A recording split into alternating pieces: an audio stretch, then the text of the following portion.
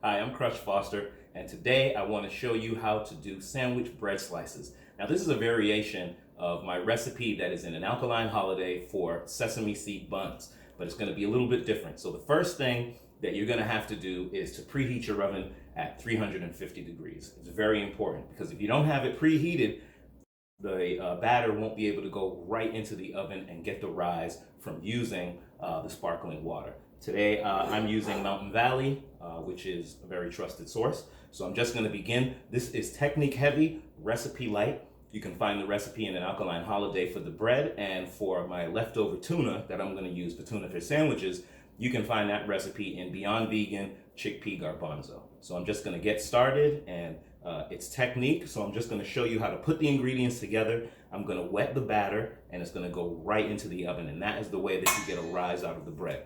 Now, since I want these to be slightly flat for sandwiches, I'm going to use a high quality, silicone mold, and I'm going to put them relatively low and make them thin so that they're bread slices instead of making them thick and having to cut them in half. So we're just going to get started. I'm going to add the flours. This is kamut and teff. I'm going to add some sea salt, about a teaspoon and a half, depending on how you feel. This is Crush Foster's Caribbean seasoning. Will be available soon. I'm going to add about half a teaspoon, and I'm going to whisk these together. Get it all nice and mixed with the dry ingredients. And what I like to do is, at this point, what I would do is add maybe 3 tablespoons of grapeseed oil. This is going to help heat the bread up from the inside and get it to rise. And I'm going to mix this in first before I add my wet ingredient, which is the sparkling water. Now, you're going to get little clumps in here, but that's okay, because what's going to happen is these clumps are going to expand inside the oven within the sparkling water and make the air pockets inside your bread. So that's what you want. And that's the technique. Folks ask how I get it to have air pockets and how I get it so aerated. Well, this is how you do it. I like to use a fresh bottle because that means that it hasn't yet fizzed out and you get all of the bubbles. This one is fresh, as you can see. So now I'm going to stir this in really slowly. As I said, the recipe is in my book, so you can get the recipe here, but this is the technique. And you want a pancake batter consistency. So you're going to keep going until you get this consistency, or go exactly how the recipe is stating you should go. And it's okay if it gets clumpy, because it's eventually going to straighten out and go through the entire whisk. As you can see, the clump is getting smaller. You just got to be patient with it. A little bit more. And as you can see, the batter is coming together nicely. It's starting to get a bit more runny.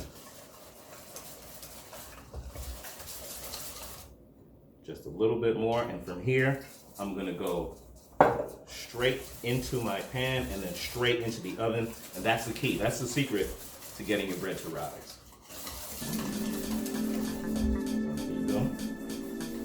That's the batter.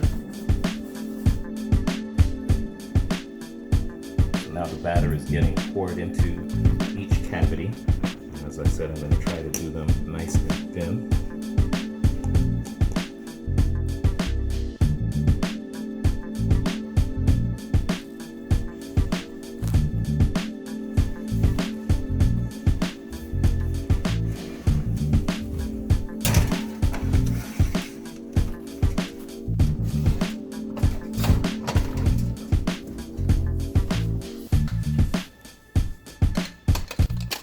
Okay, now that they're done, I'm just gonna pop these out.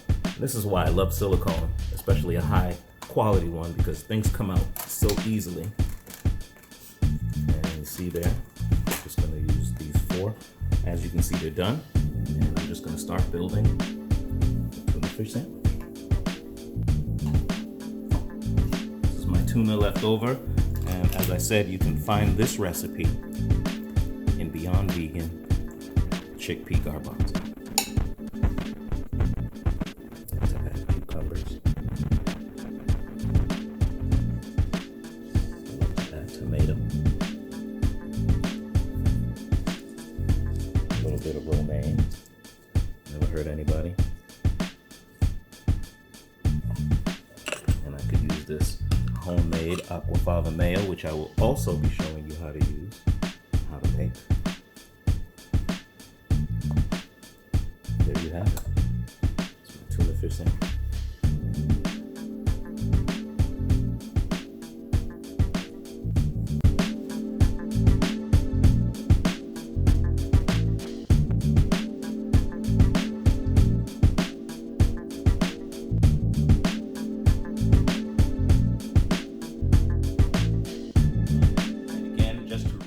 It's very important that you mix your batter, you put in your sparkling water, and that it goes straight into the oven as soon as those bubbles are mixed into your batter, because that's what makes it rise. You do need a little bit of oil to heat the temperature on the inside, and those are the best ways, the best techniques to get your bread to rise for any alkaline flour. Again, my name is Crush Foster, and this is my way of helping you be your healthiest self.